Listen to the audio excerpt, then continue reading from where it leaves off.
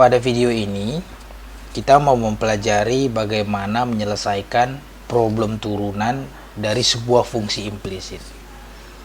Sebelum kita bicara mengenai fungsi implisit, lebih baik kita mengerti terlebih dahulu apa itu yang dimaksud dengan fungsi eksplisit. Jadi contoh dari fungsi eksplisit ya, kita tuliskan satu persamaan, yaitu y sama dengan x kuadrat x pangkat 3 ditambah 2x kuadrat ditambah 5x dikurang 8. Jadi di sini terlihat jelas bahwa y ini adalah fungsi dari x, atau bisa kita tulis y adalah fungsi dari x, di mana x ini adalah variabel independen. X ini adalah variabel independen.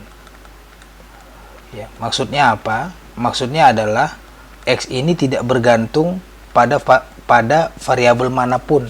Jadi dia tidak bergantung pada variabel manapun. Sedangkan y ini disebut sebagai variabel dependen. Ya, ini adalah variabel dependen. Variabel dependen.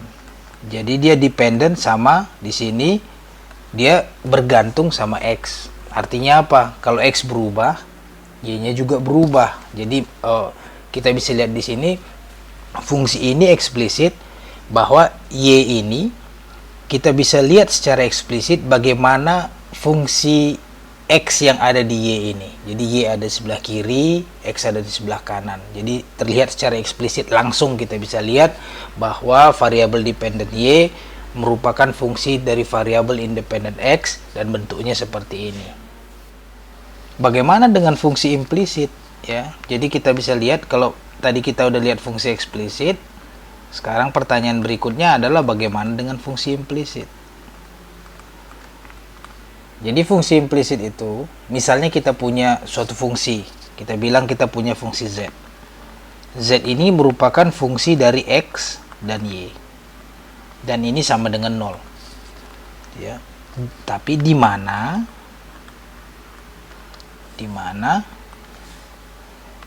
y itu sendiri adalah merupakan fungsi x. Tapi di sini, di fungsi implisit ini, bagaimana fungsi x-nya dari y ini tidak jelas. Jadi dia tidak seperti ini. Ya, ini jelas. Di sini kita bisa bilang y adalah fungsi x. Bagaimana fungsi x-nya? Y adalah x pangkat 3 tambah 2x kuadrat tambah 5x kurang 8. Tapi di sini kita cuma tahu bahwa y adalah fungsi x. Bagaimana fungsi x-nya? Kita nggak tahu. Ya, contohnya, kalau kita tuliskan, kita punya fungsi y kuadrat ya, dikurang x kuadrat dikurang sinus xy. Ini adalah z, ini sama dengan 0. Di sini bisa kita lihat. Di sini kita tahu bahwa y adalah fungsi x. Tapi bagaimana bentuk fungsi x-nya kita tidak tahu. Yang kita tahu cuman dari fungsi z ini. Ya, dan di sini juga kita tidak bisa secara gampang memisahkannya seperti pada fungsi eksplisit kita tadi. Di sini kita tidak gampang membuat y di sebelah kiri dan x di sebelah kanan. Seperti kita lihat ya, ini tidak gampang dipisahkan x, y ini. Jadi dengan menggunakan hubungan-hubungan yang sudah kita dapatkan dari video sebelumnya yang sudah kita turunkan, ya, yaitu increment dari z ya, atau perubahan nilai dari z, itu bisa kita tuliskan sebagai do z do x dikali increment perubahan dari x ditambah do z do y dikali increment atau perubahan dari y. Jadi dengan menggunakan hubungan ini, kita dapat mencari turunan dari ini ya, turunan dari z ini ya, turunan dari fungsi implisit kita ini. Jadi bagaimana caranya? Jadi cara yang pertama adalah langkah pertama kita. Ini persamaan ini kita bagi dengan delta x, yaitu increment atau perubahan nilai dari x. Kita bagi di sebelah kiri, kita bagi di sebelah kanan. Jadi ini bisa kita tulis delta z dibagi delta x. Ini adalah sama dengan do z do x delta x dibagi delta x ditambah do Z do Y delta Y dibagi delta X. Yang ini sama dengan 1. Sekarang kita set delta X ini ya, atau perubahan increment dari variabel X ini kecil sekali. Sekarang kita set dia kecil sekali, yaitu mendekati 0 ya. Jadi sekarang kita set delta X menuju 0. Jadi dia kecil menuju 0. Akibatnya apa? Akibatnya sekarang delta Z delta X ini berubah menjadi turunan dz dx. Demikian juga dengan yang ini, delta Y delta X ini berubah menjadi dy dx ya. Sehingga kalau kita tuliskan lagi, kita masukkan ke persamaan di atas, kita bisa tuliskan sekarang dz turunan z terhadap x ya. Ini turunan biasa ya, ini baru turunan parsial pakai do z do x dikali 1 ditambah do z do y dikali dy dx. Tadi dari soal kita tahu bahwa awal kita set bahwa z sama dengan f fungsi x y ini adalah 0. Akibatnya do z do x ini dz dx nya turunannya terhadap x ini adalah sama dengan 0. Turunan terhadap x nya, turunan parsialnya enggak, turunan biasa dia terhadap x adalah sama dengan 0.